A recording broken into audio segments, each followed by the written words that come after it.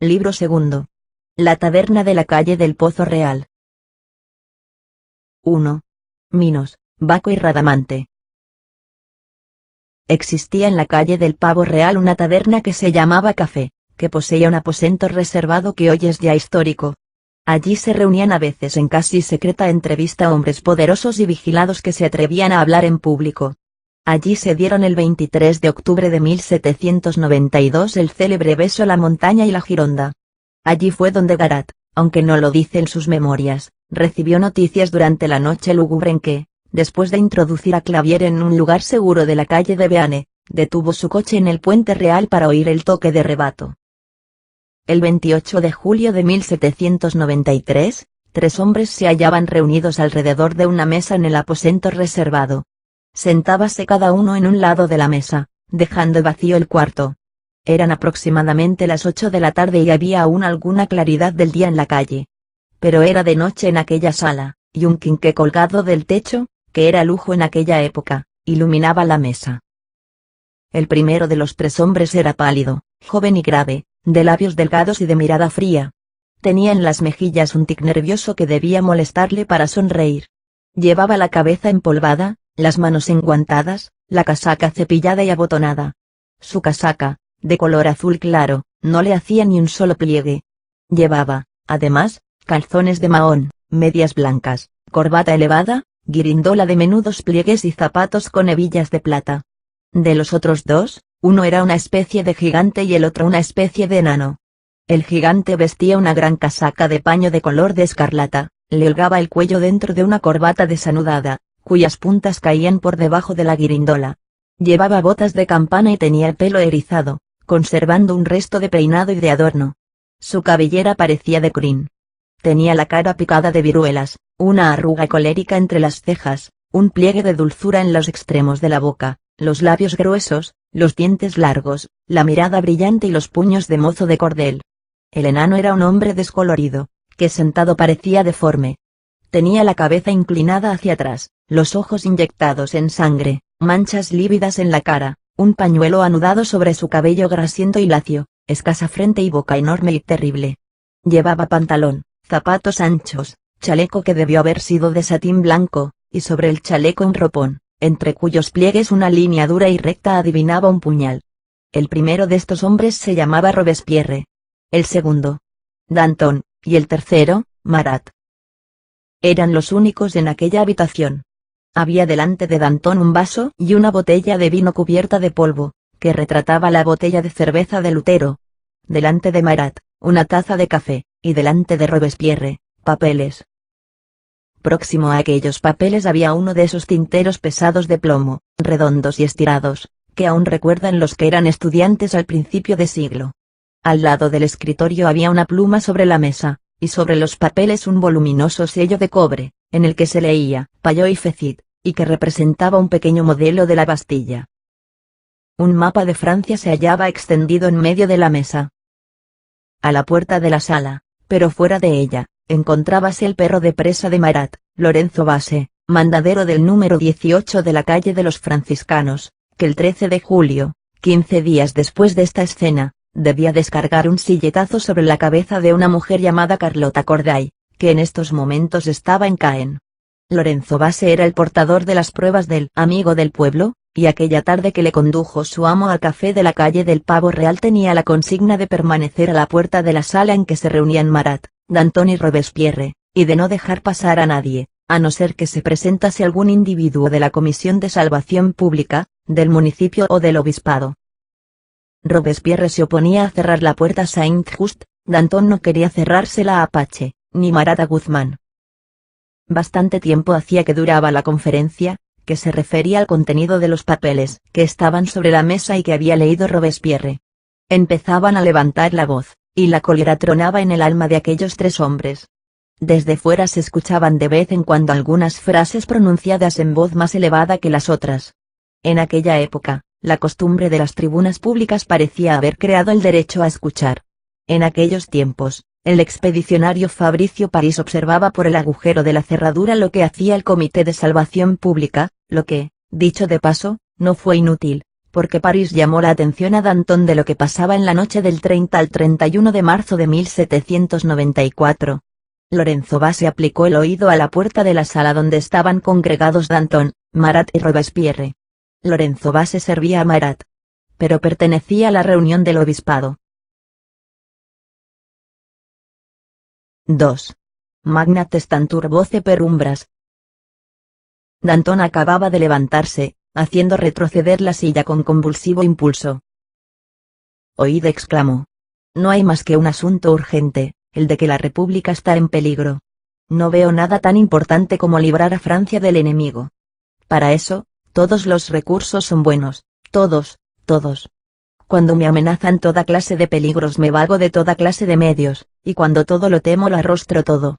Mi pensamiento es un león. No entiendo de semimedidas ni de prudencia en la revolución.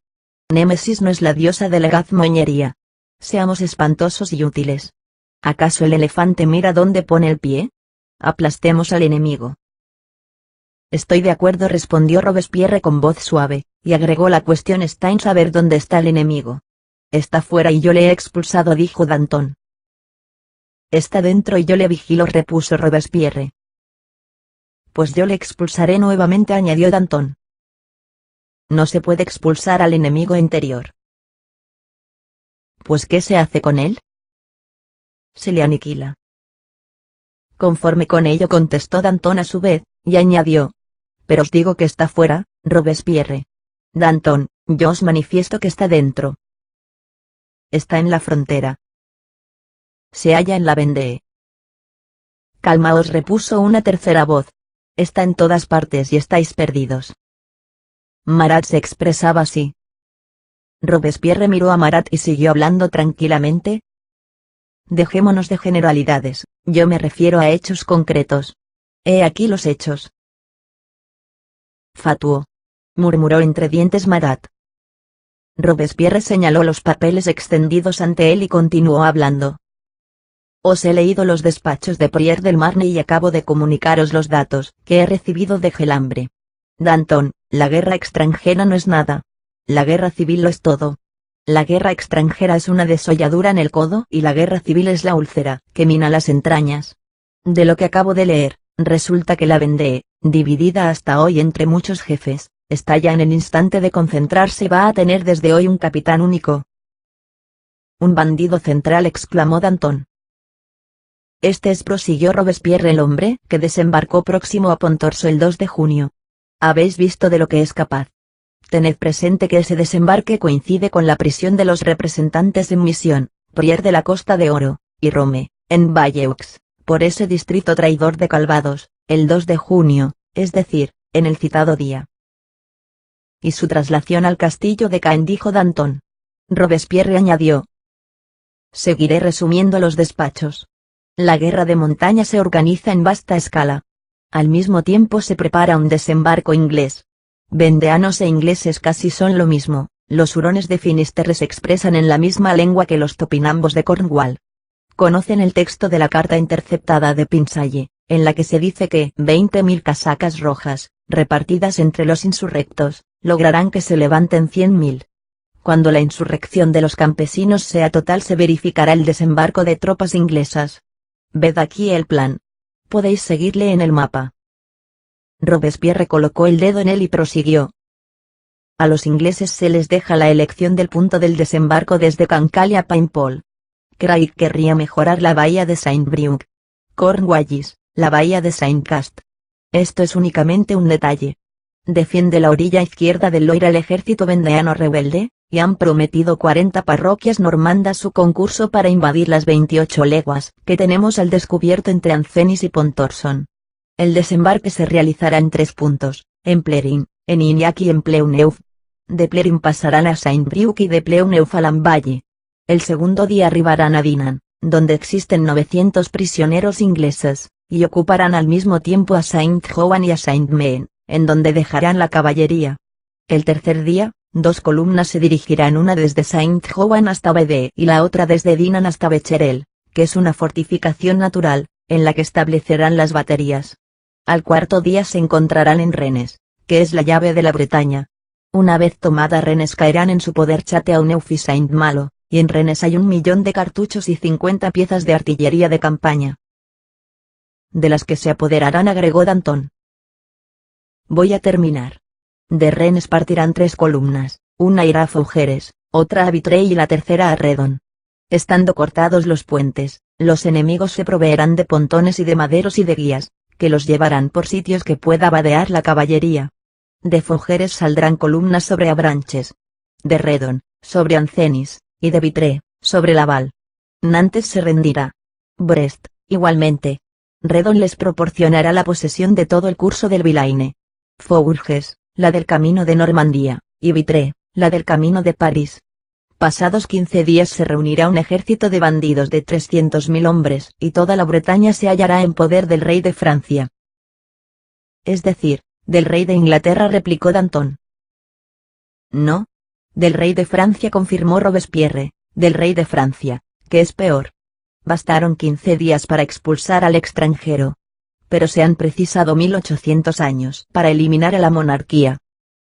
Danton, que se volvió a sentar, apoyó los codos sobre la mesa y la cabeza entre las manos, quedando pensativo. Os he hecho notar el peligro, repuso Robespierre. Vitré da a los ingleses el camino de París. Danton alzó la cabeza y dejó caer sus gruesas y crispadas manos sobre el mapa. Robespierre dijo: ¿Verdon no entregó a sí mismo el camino de París a los prusianos? ¿Y qué? Que expulsaremos de Francia a los ingleses, como expulsamos a los prusianos. Danton se levantó otra vez. Robespierre depositó su mano fría sobre el puño febril de Danton, y le dijo: La campaña no estaba en favor de los prusianos y la Bretaña se halla en favor de los ingleses. Recobrar a Verdun era hacer la guerra al extranjero. Recuperar a Vitré será encender la guerra civil. La diferencia es grave. Sentaos, Danton, y estudiad el mapa en vez de darle puñetazos. Pero Danton, absorto en su pensamiento, exclamó: Esto es incomprensible. Ver la catástrofe en el oeste cuando está en el este. Reconozco, Robespierre, que Inglaterra se levanta sobre el océano. Pero España asoma por los Pirineos, Italia por los Alpes, Alemania por el Rin y el gran oso ruso por el fondo. Robespierre, el peligro es un círculo en cuyo interior estamos nosotros. En el exterior nos amenaza la coalición y en el interior la traición. En el mediodía, Servant, entreabre la puerta de Francia el rey de España. En el norte, Dumouriez se pasa al enemigo. Nerwinde anula las glorias de Gemapes y de Valmy. El filósofo Rabant Saint-Étienne, tan falso como protestante, está en correspondencia con el cortesano Montesquieu.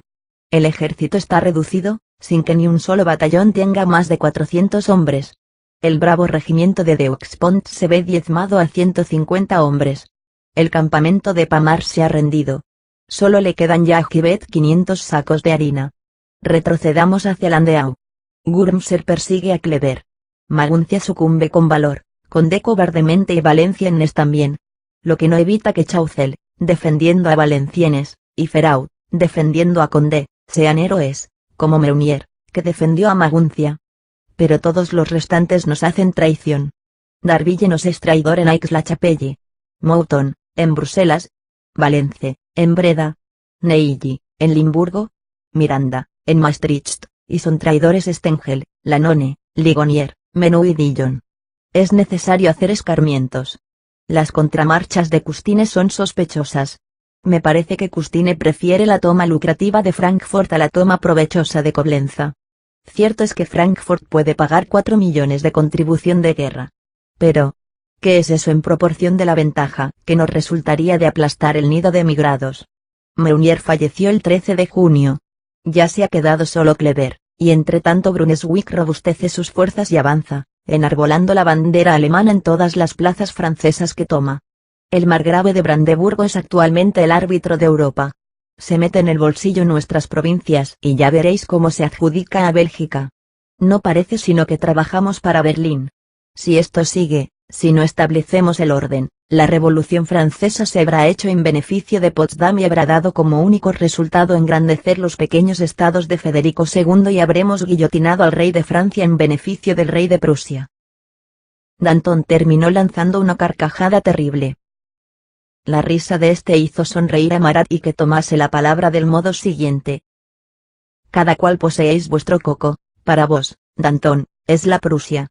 Para vos, Robespierre, es la Vendée. Voy yo también a precisar mi opinión. ¿No veis el verdadero peligro? El verdadero peligro está en los cafés y en los garitos. El café de Choiseul es jacobino. El café de Patin es realista. El café de Cita combate a la Guardia Nacional.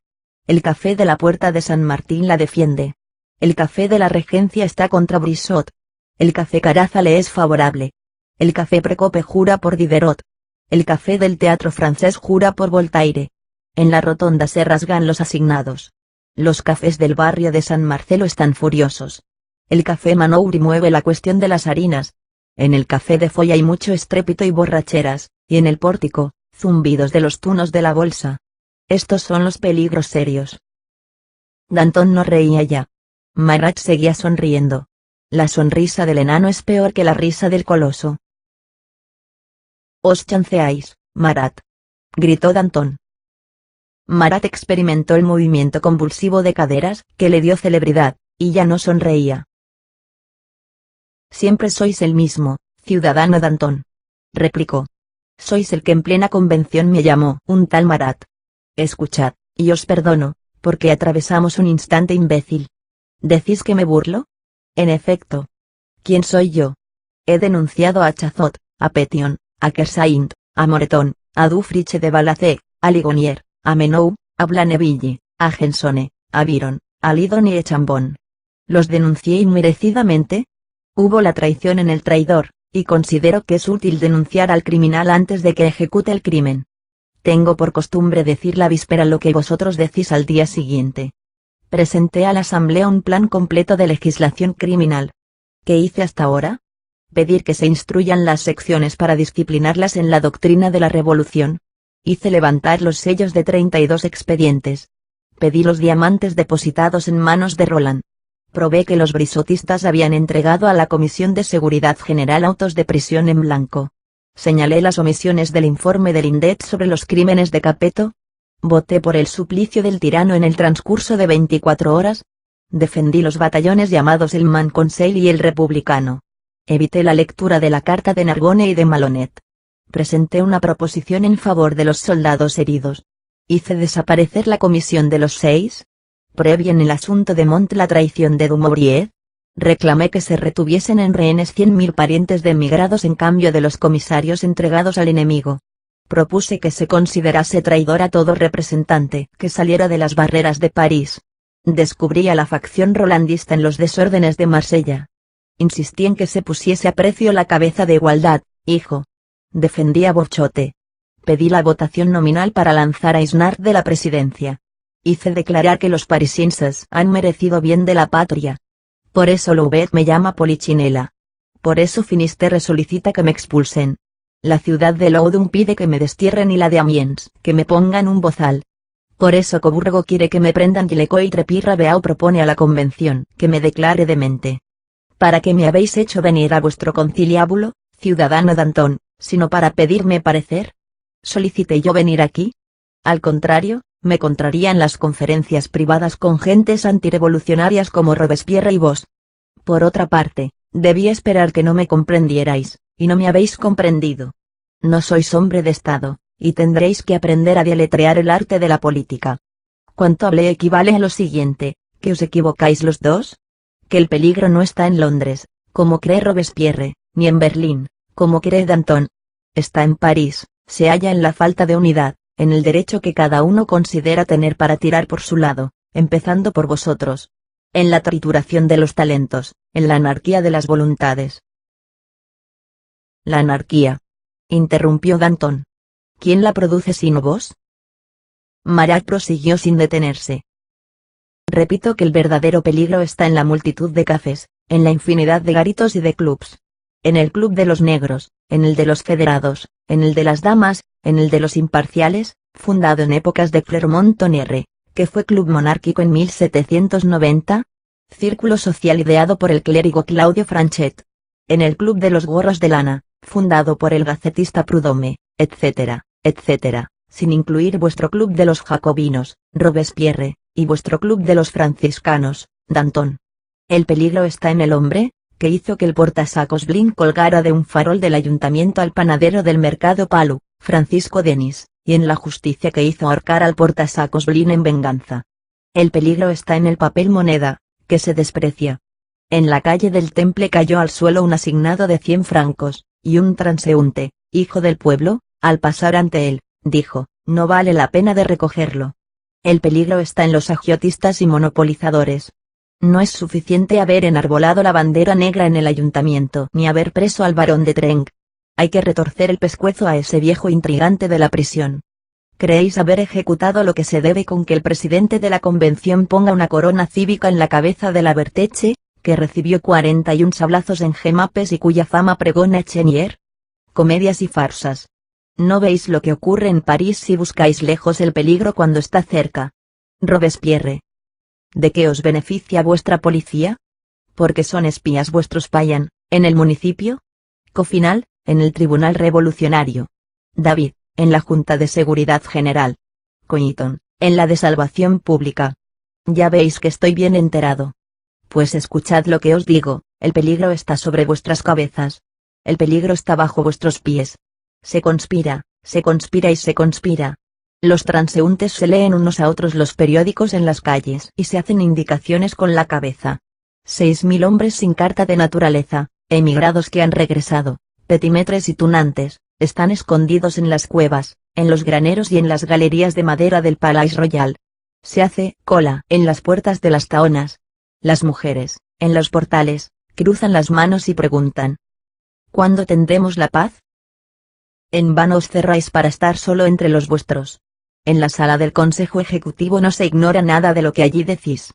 La prueba, Robespierre, es que ayer por la noche dijisteis a Saint-Just estas palabras: Barbaroux empieza a tener mucha barriga, lo que le molestará mucho en su fuga. El peligro está en todas partes. Pero principalmente en el centro. En París, los exnobles conspiran. Los patriotas van descalzos. Los aristócratas, presos el 9 de marzo, están ya en libertad. Los caballos de lujo, que deberían haberse enganchado en la artillería y remitirse a la frontera, nos llenan de lodo por las calles. El pan de 4 libras vale 3 francos y 12 sueldos. Los teatros representan obras inmorales, y Robespierre hará guillotinar a Danton. «Bah», exclamó Danton.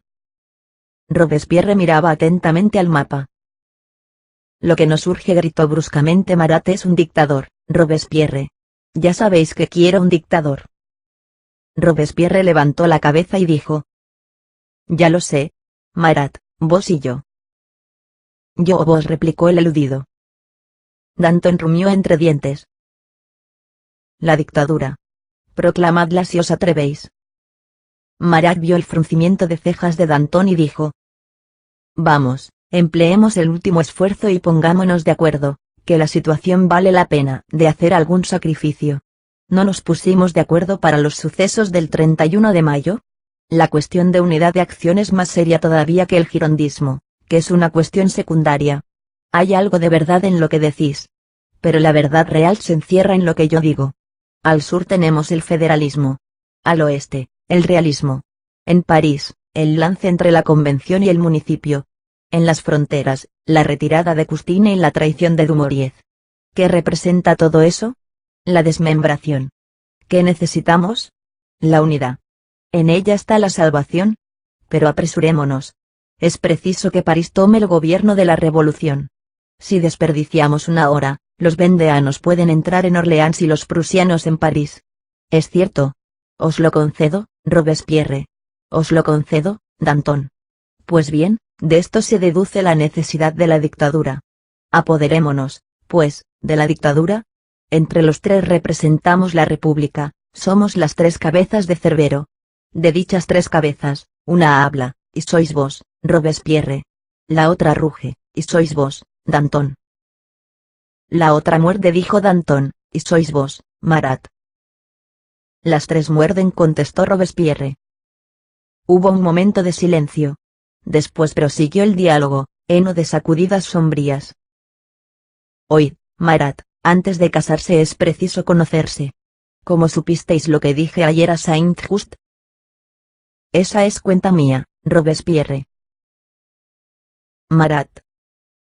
Mi deber consiste en saber todo lo que pasa. Marat. Me gusta enterarme. Marat. Sé lo que habláis con Saint-Just, como sé lo que Danton habla con Lacroix, como sé lo que ocurre en el muelle de los Teatinos, en el hotel de la Brifle, refugio a donde asisten todas las ninfas de la inmigración. Como sé lo que sucede en la casa de Tilles, cerca de Gonesse. Como sé que se encuentra en Valmerange el antiguo administrador de correos, donde antes iban Maury y Cazales, a donde han marchado después Sieyes y Bergniaud y a donde ahora van muchos una vez cada semana. Al pronunciar la palabra muchos, Marat miró a Danton. Este exclamó: si poseyera el poder sería terrible.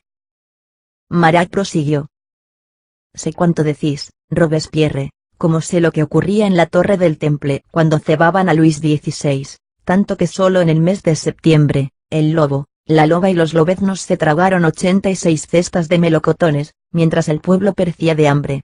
Sé eso, como sé que Roland estuvo oculto en un aposento que daba a un corral de la calle de la Harpe. Como sé que 600 picas de las del 14 de julio las fabricó Faure, cerrajero del duque de Orleans. Como sé lo que se efectúa en casa de la Saint-Hilaire, querida de Sillery. En los días de baile, el viejo Sillery en persona frota con greda las baldosas del salón amarillo de la calle de Nieuwe-des-Mathurins. Allí comían anteriormente Buzot y Kersaint. Allí comió Saladin, el 27, con vuestro amigo la Source, Robespierre. Habladurías, murmuró Robespierre. La Source no es amigo mío. Después añadió: entretanto existen en Londres 18 fábricas de asignados falsos. Marat continuó hablando con voz tranquila, pero con ligero temblor, que era espantoso. Vosotros sois la facción de los importantes. Me consta todo, a pesar de lo que Saint-Just llama el silencio de Estado. Marat recalcó estas palabras, mirando a Robespierre, y prosiguió: sé lo que se dice en vuestra mesa los días que Sebas invita a David a disfrutar de la comida condimentada por su prometida, Isabel Duplay, vuestra futura cuñada, Robespierre. Yo soy el ojo inmenso del pueblo y todo lo miro detenidamente desde la oscuridad de mi cueva. Observo, veo, oigo y sé. Me admira que os complazcan las cosas pequeñas. Hacéis que os contemple Madama de Chalabre, hija del Marqués de Chalabre, que jugó una partida de whist con Luis XV el día de la ejecución de Damiens. Lleváis levantada la frente todos vosotros. Saint-Just vive dentro de su corbata.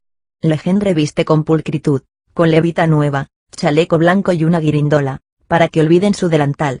Robespierre piensa que la historia tendrá satisfacción en saber que llevaba redingote de color de aceituna en la Constituyente y casaca azul en la Convención. Tiene su efigie en todas las paredes de su cuarto. Robespierre interrumpió a Marat con voz más tranquila que la de este. Y vos tenéis la vuestra, Marat, en todos los lupanares. Siguieron así una conversación en la que la lentitud acentuaba la violencia de las réplicas y de las respuestas y agregaba algo de ironía a la amenaza. Robespierre, habéis llamado Don Quijote del género humano a los que luchaban por la caída de los tronos. Y vos, Marat, después del 4 de agosto, en el número 55, del amigo del pueblo, pedisteis que se devolviesen los títulos a los nobles, diciendo, el duque será siempre el duque. Robespierre, en la sesión del 2 de diciembre defendisteis a la esposa de Roland contra Biart. Como mi hermano os defendió a vos al atacaros los jacobinos. ¿Qué prueba eso? Nada. Nos consta, Robespierre, en qué gabinete de las Tullerías dijisteis a Garat, estoy cansado de revolución. Marat, en este mismo café, el 29 de octubre, abrazasteis a Barbarox. Vos, Robespierre, habéis expresado a Buzot. La República. ¿Qué es la República? En este mismo café, Marat, invitasteis a almorzar a 3 marselleses por compañía. Hicisteis que os escoltara un matón del mercado armado con un garrote. Vos, la víspera del 10 de agosto, implorasteis a Buzot que os ayudase a huir a Marsella disfrazado de jockey. Os ocultasteis durante las justicias de septiembre, Robespierre. Vos, Marat, os mostrasteis en público. Robespierre, lanzasteis al suelo el gorro rojo.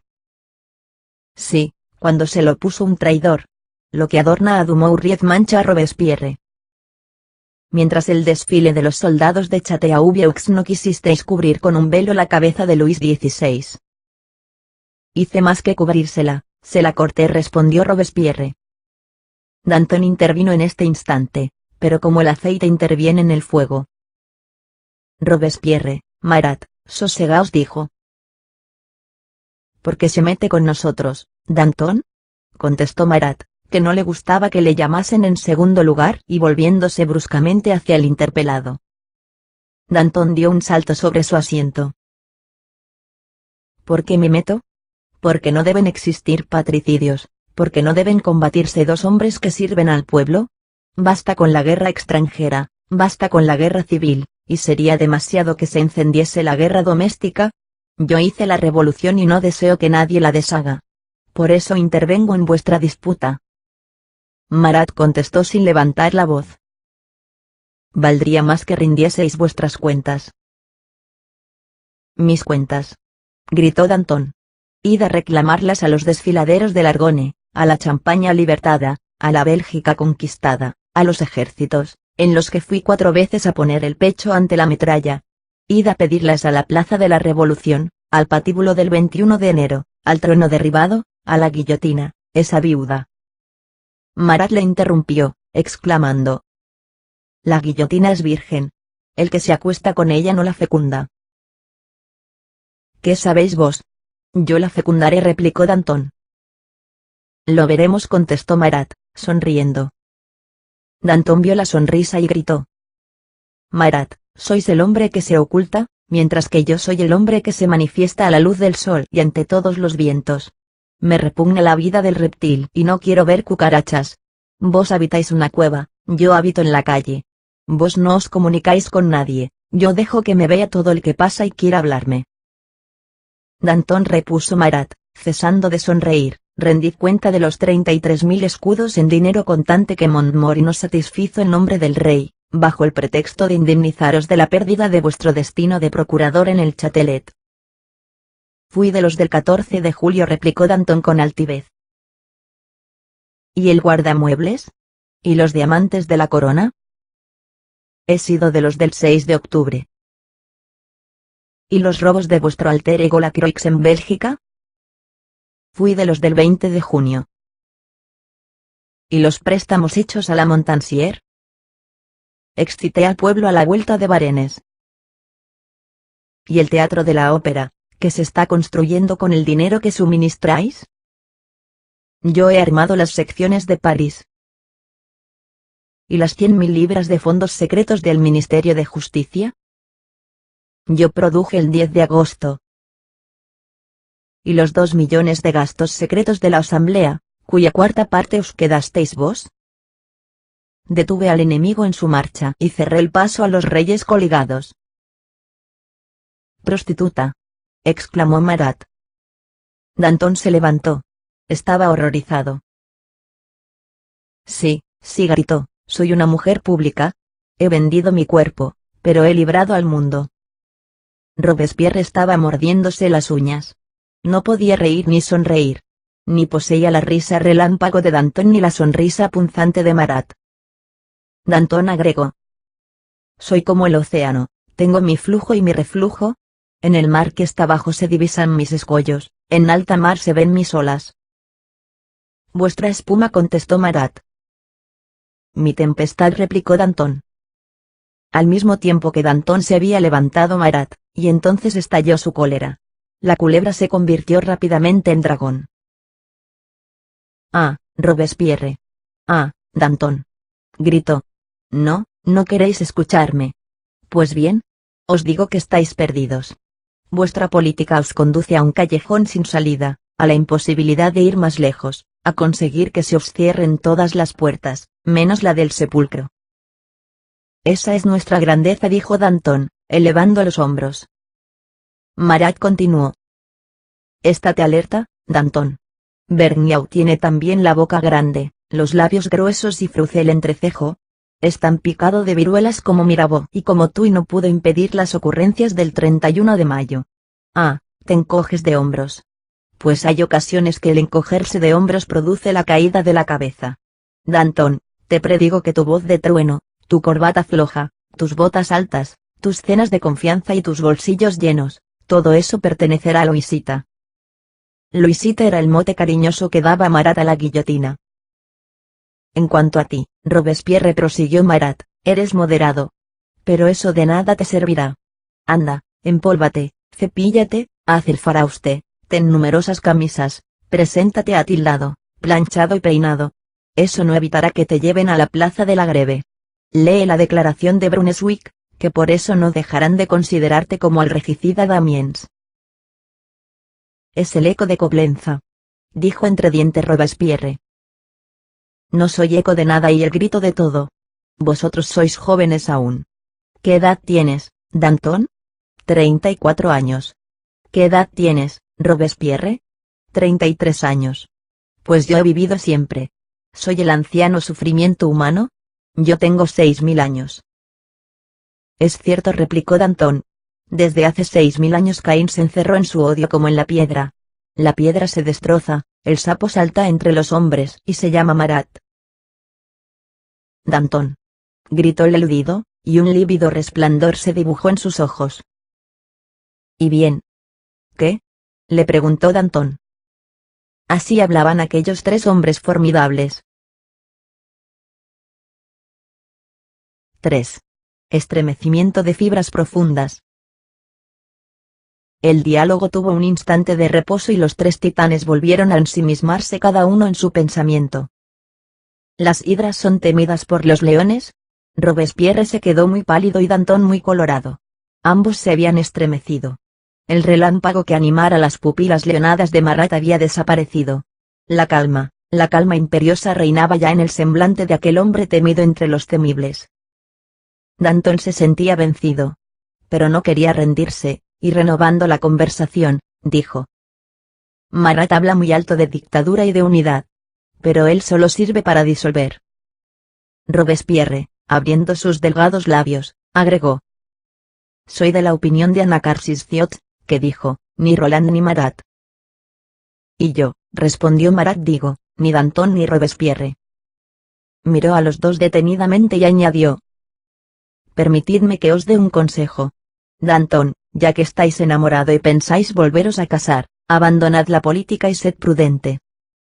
Retrocedió hacia la puerta para salir, y les hizo este saludo siniestro: Adiós para siempre, señores. Danton y Robespierre se estremecieron.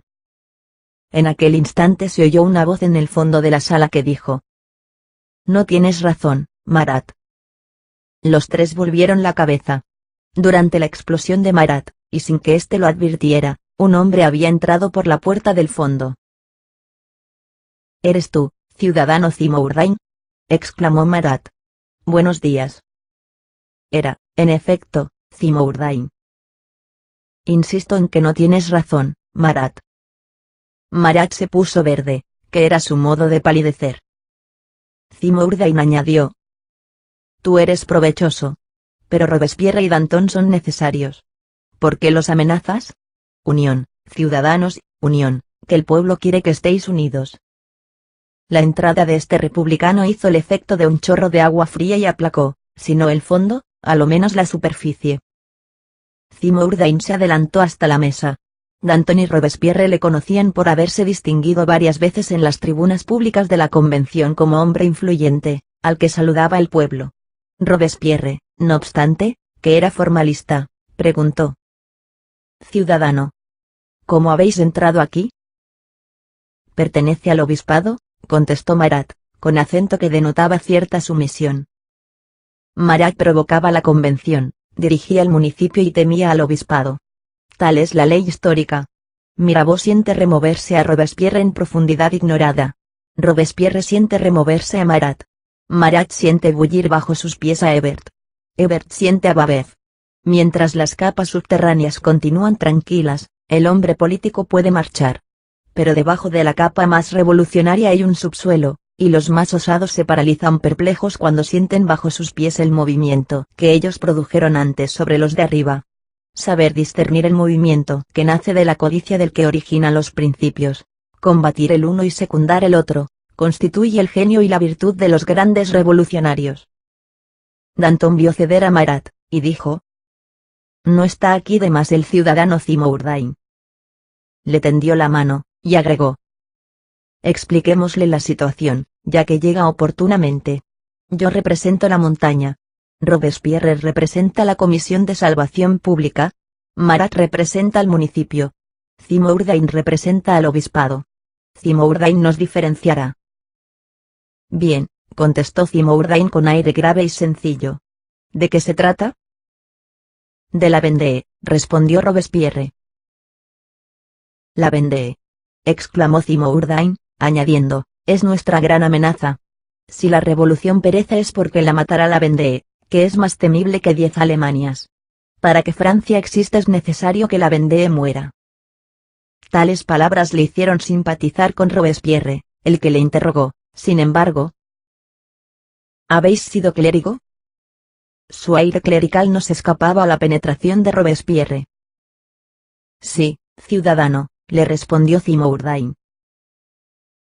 «¿Eso qué vale?», exclamó Danton. «Los sacerdotes buenos son superiores a los otros hombres, y en tiempos de revolución los clérigos se convierten en ciudadanos, como las campanas en moneda y en cañones. Danjou es eclesiástico y Danou también. Tomás Lindet es obispo de Breix, y vos, Robespierre, os sentáis en la convención codeándoos con Massieu, obispo de Beauvais. El vicario general, Beaugiois, forma parte del comité de insurrección del 10 de agosto. Chabot es capuchino. El cura Gerle tomó el juramento del juego de pelota.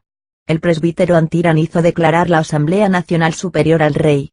El padre Goute pidió a la Asamblea Legislativa que desapareciese el dosel de encima del sillón de Luis XVI, y el abate Gregoire fue el que promovió la abolición de la monarquía. Apoyado por el Histérion Collot d'Herbois, dijo Marat, sonriendo. Entre los dos hicieron una magnífica obra, el sacerdote derribó el trono y el comediante derribó al rey. «Volvamos a ocuparnos de la Vendée», dijo Robespierre. «Pues bien. ¿Qué sucede en la Vendée?», preguntó Zimourdain. «Que tiene jefe y que va a ser terrible». «¿Quién es ese jefe?». «El ex marqués de Lantenac, que se titula príncipe bretón». «Le conozco», repuso Zimourdain, estremeciéndose ligeramente. «Fui sacerdote de su casa. Era mujeriego antes de ser hombre de guerra». «¿Cómo vieron, que fue antes Lauzun?», respondió Danton. Zimourdain, pensativo, agregó: «Ese antiguo calavera debe ser espantoso». «Terrible», repuso Robespierre. «Quema las aldeas, asesina a los heridos, mata a los prisioneros y fusila a las mujeres». «¿A las mujeres?». «Ciertamente. Entre otras fusiló a una madre de 3 hijos pequeños, cuyo paradero se ignora. A pesar de esto, es un capitán que domina el arte de la guerra». «Así es», replicó Zimourdain. «Hizo la guerra de Hanover, y los soldados decían, es Richelieu por encima y Lantenac por debajo. Vuestro colega Dussaulx podrá proporcionaros informes». Robespierre quedó un momento pensativo, y después reanudó el diálogo con Zimourdain. «Pues bien, ciudadano, ese hombre se encuentra en la Vendée». «¿Desde cuándo?». «Desde hace 3 semanas». «Es necesario ponerle fuera de la ley». «Ya lo está». «Es preciso poner su cabeza a precio». «¿También está?». «Es indispensable ofrecer mucho dinero al que lo detenga». «Se ha ofrecido». «Pero no en asignados». «Se ha prometido oro». «Es preciso guillotinarle». «Eso se ha de hacer aún». «¿Quién lo hará?». «Vos». «Yo». «Sí.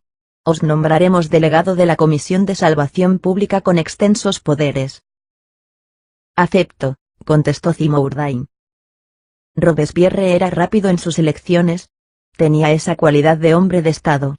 De entre el legajo de papeles extrajo un pliego en blanco, en el que estaba escrito este membrete: República Francesa, una e indivisible. Comisión de Salvación Pública. «Sí», Acepto, dijo insistiendo Zimourdain. Terrible contra terrible. Lantenac es feroz. Yo también lo seré. Guerra a muerte a ese hombre. Salvaré de él a la República, si Dios quiere. ¿Seré delegado cerca de quién? Cerca del comandante de la columna expedicionaria enviada contra Lantenac. Os manifiesto que es noble dicho comandante. De eso me río yo, exclamó Danton. Eso nada importa. Lo que digo del clérigo digo del noble, cuando es bueno, es excelente. La nobleza es una contrariedad. Pero el hombre no debe tener preocupación en ningún sentido, ni en pro ni en contra. ¿Acaso no es noble Saint-Just? Anacarsis Clots es varón. Nuestro amigo Carlos S., que no dispensa una sesión de los franciscanos, es príncipe y hermano del landgrave reinante de ese Rotemburgo. Montant, el íntimo de Marat, es marqués. ¿No recordáis, añadió Robespierre, al presidente del jurado revolucionario, Antonelle? Que es marqués de Antonelle, contestó Danton, prosiguiendo. Dampierre, que se hizo matar por la República en Condé, era noble, e igualmente lo era Beaurapaire, que se suicidó por no abrir a los prusianos las puertas de Verdún. Lo que no se opone, exclamó Marat, aquel día que Condorcet dijo, los gracos eran nobles, Danton respondiese a Condorcet, todos los nobles son traidores, comenzado por Mirabeau y terminando por ti. La voz grave de Zimourdain dominó a la de Marat, diciendo: Ciudadano Danton, ciudadano Robespierre, hacéis bien en confiar. Pero el pueblo duda y tiene también razón para abrigar desconfianza. Cuando a un clérigo se le encarga que vigile a un noble, se duplica su responsabilidad, y este clérigo debe ser inflexible. Evidentemente, contestó Robespierre. E inexorable, añadió Zimourdain. Muy bien dicho, ciudadano Zimourdain. Tenéis que tratar con un joven sobre el que ejerceréis ascendiente, porque le dobláis la edad. Es necesario dirigirle, pero guardándole consideraciones, porque posee talento militar, como testifican los informes que están unánimes sobre esto. Pertenece a un cuerpo destacado del ejército del Rin para ir a la Vendée. Llegó de la frontera, en donde mostró admirable inteligencia y gran valor. Conduce superiormente la columna expedicionaria, y desde hace 15 días tiene en jaque al viejo marqués de Lantenac, supongo que acabará por hacerle retroceder hasta el mar y lanzarle en él. Lantenac tiene la astucia del general viejo, y él la audacia del capitán joven. Se ha creado ya enemigos y envidiosos. Uno de estos es el ayudante general Lechelle, que quiere ser él el que derrote a Lantenac. La desdicha de la guerra de la Vendée estriba en esas rivalidades. Nuestros soldados son héroes mal conducidos. Chambon, simple capitán de húsares, entra en Saumur con un trompeta tocando el Caïra, y toma Saumur. Podría avanzar y posesionarse de Cholet. Pero como no tiene orden para ello, no lo efectúa. Es menester remover a todos los comandantes de la Vendée. Se desparraman los destacamentos, se dispersan las fuerzas, y ejército disperso es un ejército paralizado. Es un terrón que se transforma en polvo. Solo hay ya tiendas en el campamento de Paramé. Poseemos entre Tregnier y Dinant puestos militares reducidos e inútiles, con los que podría formarse una división que cubriese todo el litoral. Lechelle, apoyado por Payen, desguarnece la costa del norte so pretexto de favorecer la costa del sur y abre así a los ingleses las puertas de Francia. El plan de Lantenac tiene por objeto la sublevación de 500.000 de paisanos y el desembarco de tropas inglesas en nuestro país. El joven comandante de la columna expedicionaria estrecha cada vez más a Lantenac y quiere derrotarle sin autorización de Lechelle. Pero Lechelle es su jefe y le denuncia. Los informes son contradictorios acerca de ese joven. Lechelle pide que se le fusile, y Prieur del Mame propone su ascenso a ayudante general. Parece que ese comandante posee grandes cualidades, dijo Zimourdain. Tiene un defecto. Esta interrupción fue de Marat. ¿Qué defecto? La clemencia, contestó Marat, y prosiguió. Es seguro en el combate, pero después no. Otorga indultos, perdona, es misericordioso, protege a las beatas y a las monjas, salva a las mujeres y a hijas de los aristócratas, da libertad a los prisioneros y a los sacerdotes. Grave falta, replicó Zimourdain. No es falta, es crimen, dijo Marat. Algunas veces, objetó Danton. Muchas, replicó Robespierre. Casi siempre, insistió Marat. Cuando se refiere a los enemigos de la patria, siempre, dijo Zimourdain. Volviéndose Marat hacia le interrogó.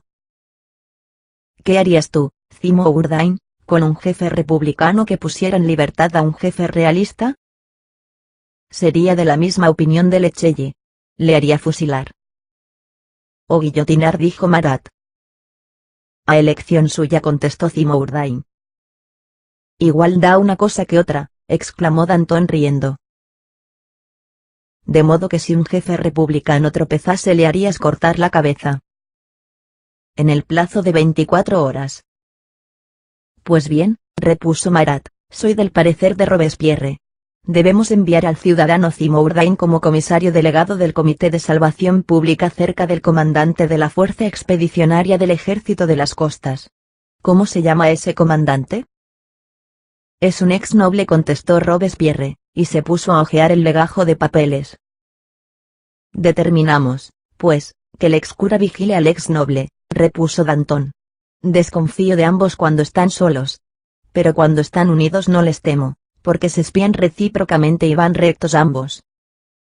Al escuchar estas palabras se aumentó el fruncimiento natural de cejas de Zimourdain, lo que demostraba su indignación.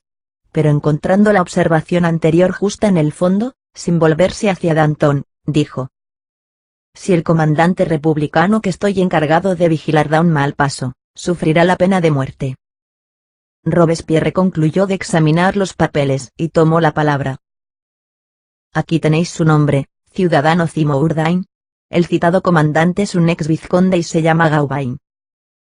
Zimourdain palideció.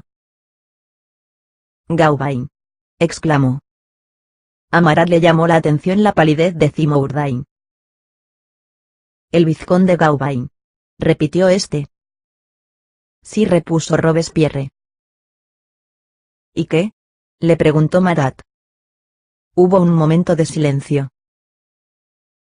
¿Aceptáis la misión de comisario delegado cerca del comandante Gauvain, con las condiciones que vos mismos señalasteis? Le interrogó Marat. La acepto, respondió Zimourdain, cuya palidez aumentaba por grados. Robespierre cogió la pluma que estaba próxima a él y escribió con su letra tarda y correcta 4 líneas en la hoja de papel marcada con el membrete Comisión de Salvación Pública. Firmó y trasladó la hoja y la pluma a Danton, y Marat, que no quitaba la mirada de la faz lívida de Zimourdain, firmó el último. Robespierre recogió el papel, le puso la fecha y se lo entregó a Zimourdain, que leyó lo que sigue. Año 2 de la República. Se otorgan amplios poderes al ciudadano Zimourdain, comisario delegado de la Comisión de Salvación Pública, cerca del ciudadano Gauvain, comandante de la columna expedicionaria del Ejército de las Costas. Robespierre. Danton. Marat. Y debajo de las firmas, 28 de junio de 1793. El calendario revolucionario, llamado calendario civil, no existía aún legalmente en aquel tiempo. La Convención lo aceptó, aprobando la proposición de Rome, el 5 de octubre de 1793. En tanto que Zimourdain leía, Marat le miraba, diciendo entre dientes, como hablando consigo mismo. ¿Será necesario que precise todo eso un decreto de la Convención o una orden de la Comisión de Salvación Pública? Queda algo por efectuar. Ciudadano Zimourdain. ¿Dónde habitáis? Le preguntó Robespierre. En la Plaza del Comercio. Pues yo también, contestó Danton. Sois vecino mío. Robespierre agregó. No hay un instante que perder. Mañana recibiréis vuestro nombramiento en regla, firmado por todos los individuos de la Comisión de Salvación Pública. Esta hoja es una rectificación de la comisión que os acreditará especialmente a los ojos de los representantes en misión, Philippe Aux, Prieur de la Marne, Lecointre, Augier y los demás. Como os conocemos, os damos poderes infinitos. Tenéis facultades para ascender a general a Gauvain o para enviarle al patíbulo. Mañana, a las 3, recibiréis el nombramiento. ¿Cuándo marcharéis a París? A las 4, contestó Zimourdain. Diciendo esto se separaron. Marat, al entrar en su casa, advirtió a Simone Abfad que al día siguiente iría a la convención.